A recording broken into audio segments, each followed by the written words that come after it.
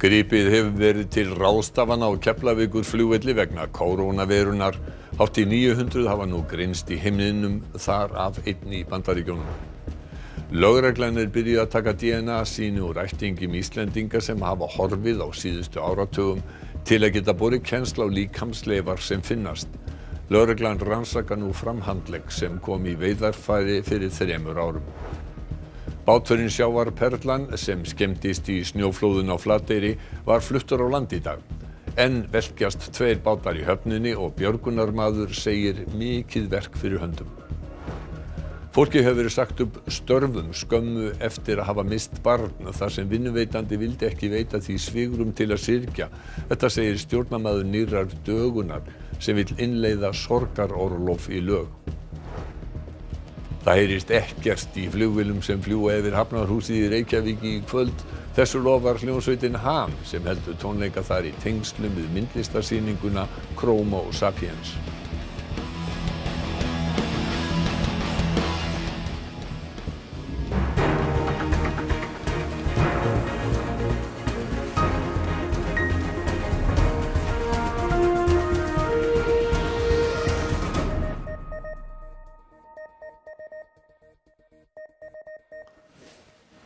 Gott kvöld, rétt í upphafi að benda á að nú bein útsending á RÚV 2 frá fyrri undanúrslitaleik á EM í handbolta þar sem að Norðmenn og Króatar takast á. Seinni framlenging nýhafin, þar allt jafnt og stál í stál. 13 borgir í Kína hafa verið einangraðar vegna kórónuveirunnar. Hátt í 900 staðfest tilfelli hafa greinst, þar af 1 í Bandaríkjunum. Gripið hefur verið til ráðstafana hér á landi vegna veirunnar. Þeim fer enn fjölgandi sem hafa greinst með kórónuveiruna. 26 hafa látist og tæplega 900 smitast. Alls hafa 13 borgir í Kína með ríflega 40 milljónum íbúa verið einangraðar, sem þýðir að almenningssamgöngur þar hafa verið stöðvaðar og fólki ráðlagt frá því að yfirgefa þær. Í Wuhan, þar sem upptök veirunar nú verið að byggja sérstakt bráðabirgða sjúkrahús fyrir þá sem eru smitaðir. Þar eiga að vera 1000 rúm og á húsið að vera tilbúið 3. febrúar. Það eftir 10 daga. 2 kínverskir ferðamenn í Ivalo í Norður-Finnlandi, sem eru frá Wuhan, hafa verið settir í sóttkví eftir að þeir leituðu sjálfir til læknis með væg flensueinkenni. Liggja á fyrir í kvöld hvort þeir séu með veiruna, en læknar telja ekki ástæðu til að óttast. Their symptoms are very mild and the possibility of coronavirus is 1 in a million, so let's hope the best and be no more in the evening. 2 ný tilfelli hafa greinst í Tævan í dag og 1 í Chicago í Bandaríkjunum. Þó að tilfellum fjölgi sér Alþjóða heilbrigðisstofnunin ekki ástæðu til róttækra aðgerða. Leitað hefur verið til utanaðkomandi sérfræðinga. I think the situation has not been reached where a public health emergency of international concern would have to be declared. But make no mistake, this does not mean that there's not an emergency. There is an emergency in China and it is a serious situation. Hér á landi fá farþegar sem koma til landsins á Keflavíkurflugvelli nú skilaboðum að þeir þurfið að fara í læknisfræðilegt mat þar eftir hafa verið í Wuhan síðustu 14 daga og séu með merki öndunarfærasýkingu. Framhald aðgerða ráðist af því. Þá eru þeir sem eru einkennalausir en hafa verið í Wuhan beðnir að gefa sig fram. Og nú fyrir stundu var staðfest að ferðamennirnir 2 sem voru í sóttkví í Finnlandi eru ekki smitaðir af kórónuveirunni. Lögreglan hefur til rannsóknar framhandlegg sem kom í veiðarfæri við Selvogsgrunn fyrir 2 árum. Til stendur að taka DNA-sýni úr fjölmörgum Íslendingum til að auðveldara verði að bera kennsl á líkamsleifar. Lögreglan á Suðurlandi upplýsti í gær að búið væri að bera kennsl á hluta af höfuðkúpu sem fannst fyrir rúmum 25 árum. Hún tilheyrir Jóni Ólafssyni sem talið hafi fallið í sogið í Grímsnesi á aðfangadagurinn 1987. Birgitta Jónsdóttir fyrrverandi alþingismaður dóttir Jóns. Rosalega mikið léttir, svona bylgjur af náttúrulega rosalega gamalli sorg einhvern veginn og svona missi, en fyrst og fremst einhver svona djúpstæð friður. Höfuðkúpan fannst árið 1994 en það var ekki fyrr en í fyrra sem fjölskyldan fekk að vita að hún hefði fundist. Birgitta segir að vissulega hefði verið gott að fá þær fréttir fyrr. Hver einustu jól, þar sem að pabbi ekki hjá okkur, hann dó jólin, einhvern veginn þannig að maður hugsar hvar hann, þú veist, og maður hefur engan stað til að fara á. Þú veist, maður getur ekki klárað þetta þannig að maður geti haldið jarðarförina, haft gröf og allt þetta. Samkvæmt upplýsingum frá embætti ríkislögreglustjóra nú eitt sambærilegt mál til meðferðar. Árið 2017 kom fram handleggur í veiðarfæri úti fyrir Suðurlandi. Ekki vitað af hverjum hann en aldursgreining leiddi í ljós að hann ekki mjög gamall. Búið að fá DNA sýni úr beininu og nú þarf að finna samsvörun við annað sýni svo hægt sé að komast að því hverjum beinið tilheyrði. Kennslanefnd ríkislögreglustjóra hefur nú hrint af stað verkefni í samstarfi við lögregluembættin í landinu þar sem óskað eftir DNA sýnum frá ættingjum fólks sem hefur horfið hér á landi. Tilgangurinn að auðvelda og flýta fyrir kennslum á líkamsleifum sem finnast í framtíðinni. Lögreglan vonast til þess að fá 10 DNA sýna í verkefninu og sú vinna þegar hafin hjá lögreglun á Suðurlandi. Í gagnagrunni kennslanefndar 210 mál sem hafa verið skráð sem óupplýst mannshvarf á Íslandi. Það elsta frá 1930. Rúmur helmingur eða 110 mál frá 1980 til 2019. Og ég að vonast til þess að það sé þá enn eitt jákvætt sem að tengist þessum svona, í raun og veru dapurlegum tíðundum að pabbi sé dáinn, að það sé aðrir sem að geta hugsanlega fengið lúkningu og ég vona að þetta verður bara nýjar verklagsreglur hjá lögregluembættinu. Afskipti voru höfð af 20 manns í umfangsmiklum aðgerðum lögreglunar á höfuðborgarsvæðinu, embættis ríkisskattstjóra, Vinnueftirlitsins og Vinnumálastofnunar fyrir vikunni vegna rannsóknar á kennitölusvindli.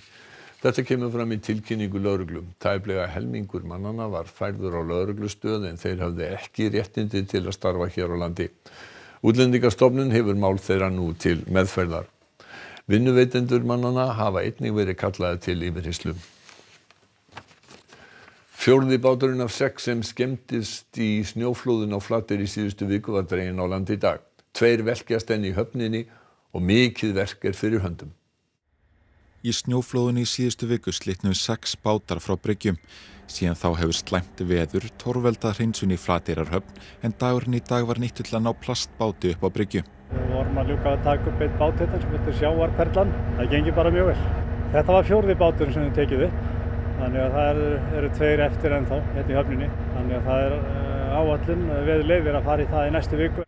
Nú unnið að því að koma höfninni í stand. Enn og eftir að ná stærsta skipinu upp sem á hvolfi í höfninni og talið að það geti tekið 2 til 3 daga. Í kjölfarið verði skoðað hvað eigi að gera við síðasta bátinn sem lítill viðarbátur. Kjartan Jakob segir að mikið verk sé fyrir höndum. Við verðum að vakta helgina bara að fylgjast með þessu og það að dæla úr bátum hérna sem eru komnir upp. Síðan eftir helgina þá verður farið í að skoða með tryggingafélögunum ákveða framhaldið með þennan bát sem hérna eftir á hvolfi. Ný ríkisstjórn tók við í Noregi í dag. Hún minnihlutastjórn þar sem að framfaraflokkurinn gekk úr ríkisstjórn fyrir í vikunni. Skipt 2/3 ráðherranna, ýmist með tilfærslum eða nýju fólki. Nýr fjármálaráðherra kemur frá hægri flokki Ernu Solberg forsætisráðherra en hinir 2 flokkarnir, Kristilegi þjóðarflokkurinn og Venstri, höfðu áður bitist embættið. Anniken Hauglie, félagsmálaráðherra, önnur 2 sem missa ráðherraembætti sitt. Búið var að boða vantrauststillögu á hana í kjölfar bótahneykslisins sem var til þess að tugir manna voru dæmdir saklausir í fangelsi fyrir að skulda bætur. Næst kosið í Noregi í september á næsta ári. Foreldrar sem að missa börn sín eiga ekki rétt á launuðu orlofi til að vinna á sorginni sem fylgir. Dæmi að vinnuveitandi hafi sagt foreldrum upp skömmu eftir barnsmissi. Í Danmörku unnið að því að setja sorgarorlof í lög og samtök fólk sem hefur mist ástvini sína vilja að slíkt verði einnig gert hér á landi. Danskir foreldrar hafa sent tillögu til danska þingsins að missi fólk börn sín fyrir 18 ára aldur skuli foreldrar eiga rétt á sorgarorlofi allt að 6 mánuði. Tillagan hefur verið kynnt á síðu danska þingsins og 31.000 kjósendur hafa lýst yfir stuðningi við hana. Í Danmörku eiga foreldrar sem eignast andvana barn eða ef barnið andast innan 7 mánaða eftir fæðingu rétt á sorgarorlofi. Lasse lést fyrir ári úr sjaldgæfum sjúkdómi. Hann var tæpra 16 ára. Foreldrar hans voru eðlilega lamaðir af sorg og fóru þá að velta fyrir sér af hverju fólk sem missir börn sín eftir 7 mánaða aldur skuli ekki eiga rétt á sorgarorlofi. Þeirra sorg sé síst minni. Þau hófu því baráttu fyrir breytingu á lögum. 4 flokkar á danska þinginu eru jákvæðir fyrir því að breyta lögunum. Hugmyndir í þessa veru hafa verið ræddar á vettvangi nýrrar dögunar, samtaka fólks sem á sárt að binda vegna ástvinamissis. Það þarf vernd fyrir foreldra sem hafa mist barnið sitt. Það er nóg að vera í sorgarferlinu og á þessu þurfa að hafa áhyggjur af starfinu sínu og fjármálum. Foreldrar sem missa börn eiga í raun ekki rétt á neinu orlofi til þess að syrgja börn sín og eru upp á náð og miskun vinnuveitandans komnir.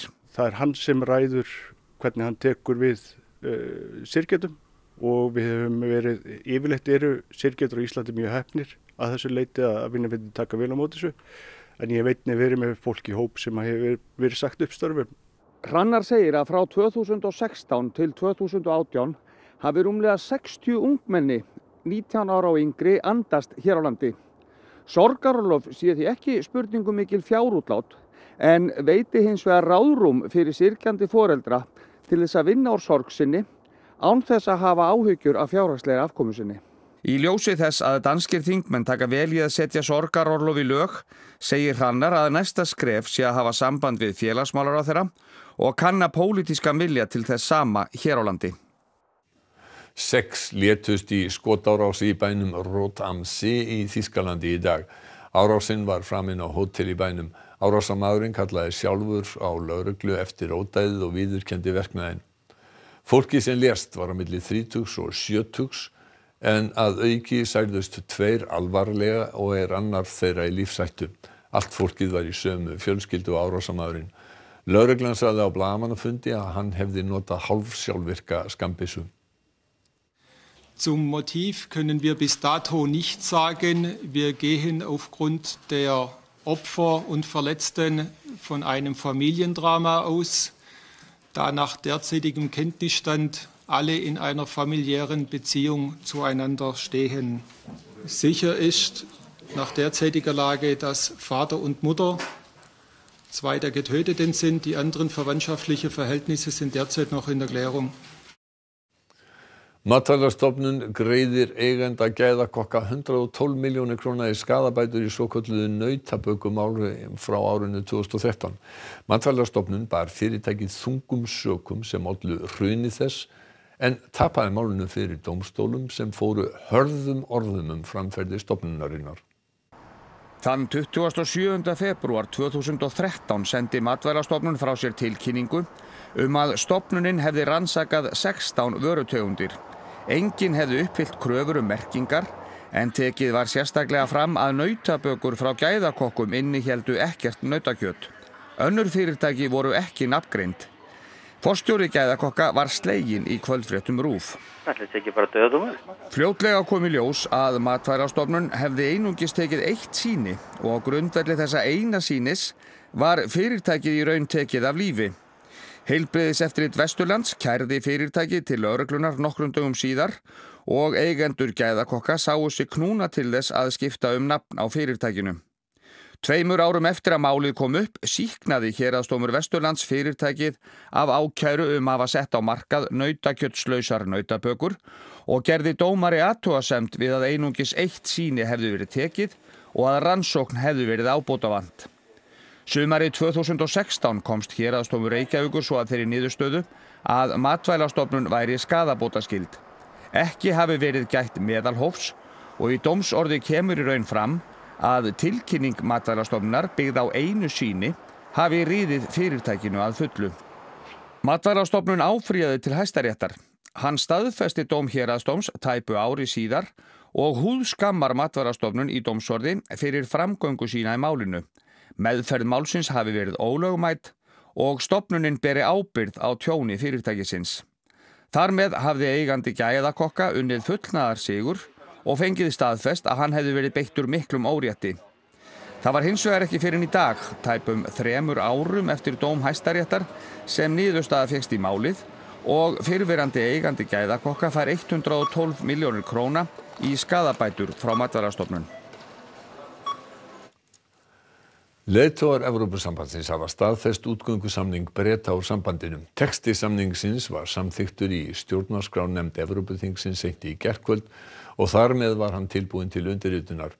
Ursula von der Leyen, forseti framkvæmdastjórnar ESB og Charles Michel, forseti leiðtogaráðsins, skrifuðu undir hann fyrir luktum dyrum og það hefur verið gagnrýnt.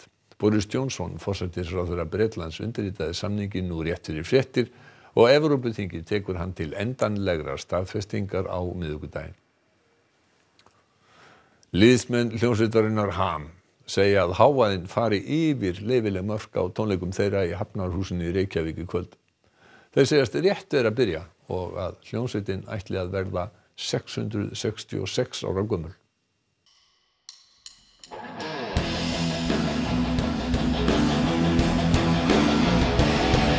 Hljómsveitin Ham hefur á sér goðsagnakenndan blæ og af mörgum talin besta rocksveit Íslandssögunnar.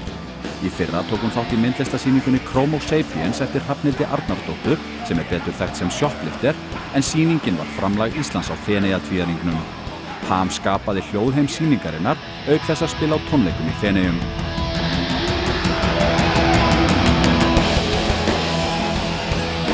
Og nú röðin komin að Íslandi því í gær var sýningin opnuð í Listasafni Reykjavíkur og þar ætlar Ham að spila á stórtónleikum í kvöld og leið fagna plötunni Chromo Sapiens sem kom út í dag.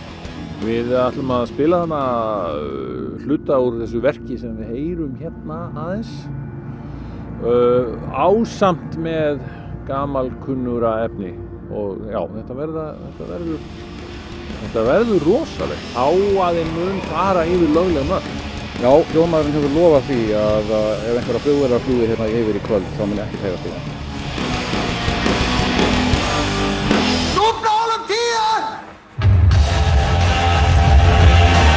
Þessi plata og svona síðustu tvær þar hafa dálítið fjallað svik, harm og dauða. Þið eru hins vegar alltaf léttir og hressir sjálfir. Hvaðan kemur þessi drungi? Já, þú þekkir okkur ekki. En hann kemur úr okkar dýpstu innviðum. Það er djúp sorg í þessari tilveru. Við erum alltaf að berjast við að uppgöta birtuna og vonina. Það er svona glittir í hana á þessari plötu en samt. Það verður ekki lengi. Nei, þetta er svona innst inni þá er þetta allt saman úr dýpstu djúpum. Það er langt frá því að vera allra færi að spila þessa tónlist sem þið spilið. Þið eru búin að spila í rúmlega 30 ár. Hvað verður Ham gömul nú? 666 ára. Ekki spurning, meðan að sásökinn blíður.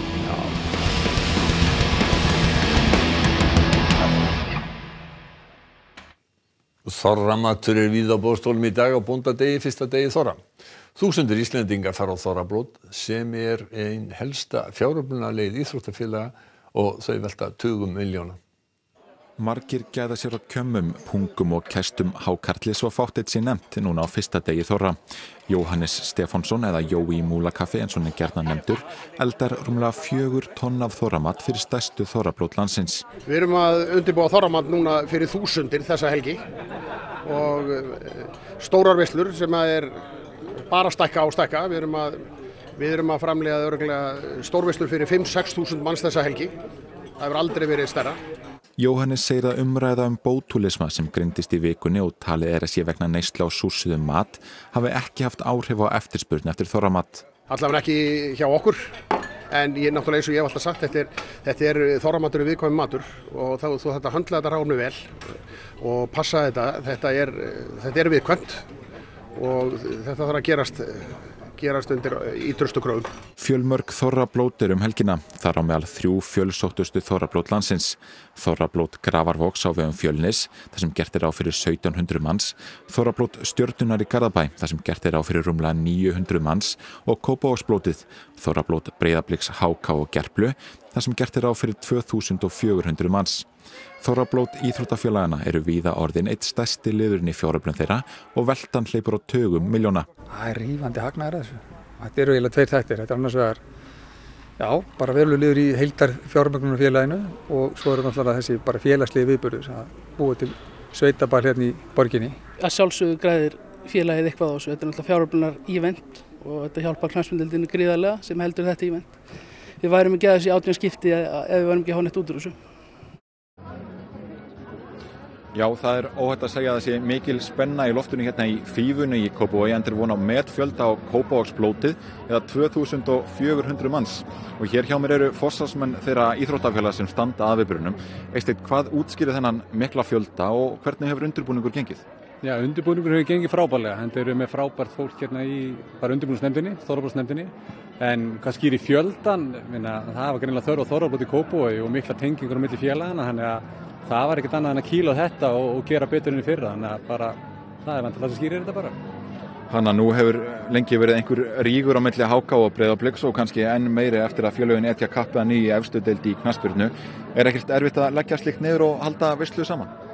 Nei, veistu, hér í kvöld leggjum við lógó félagana alveg til hliðar og skemmtum okkur bara sem Kópavogsbúar, saminumst hér í kvöld sem Kópavogsbúar, við getum slegist inn á vellinum. En hér í kvöld verður bara stuð og allir Kópavogsbúar. Olga, hvað tekur við í kvöld hérna? Hér verður stanslýspartí langt fram á nótt. Við erum náttúrulega með landslið skemmtikrafta hér og eftir. Við erum með frábært fólk sem vil koma og vera með okkur hérna í kvöld. Við erum mjög þakklátt fyrir það. Við erum óbúrslega bara glöð með að labba hér inn í salinn og sjá hvað hann er glæsilegur og uppskera vinnu síðustu vikna. Við erum með landslið í ballhljómsveitum en það er Stuðlabandið sem er verið hérna einn besta hljómsveit landsins og það verður engin svikin af því þannig að ég held að labbi hérna engin út fyrir en bara 3:00 í nótt. Frábært, takk fyrir þetta. Það ljóst að það verið mikið stuð hérna í Fífunni í Kópavogi og skulum segja gott og senda upp í Efstaleiti. Já, kæra þakki fyrir það, Ingvar.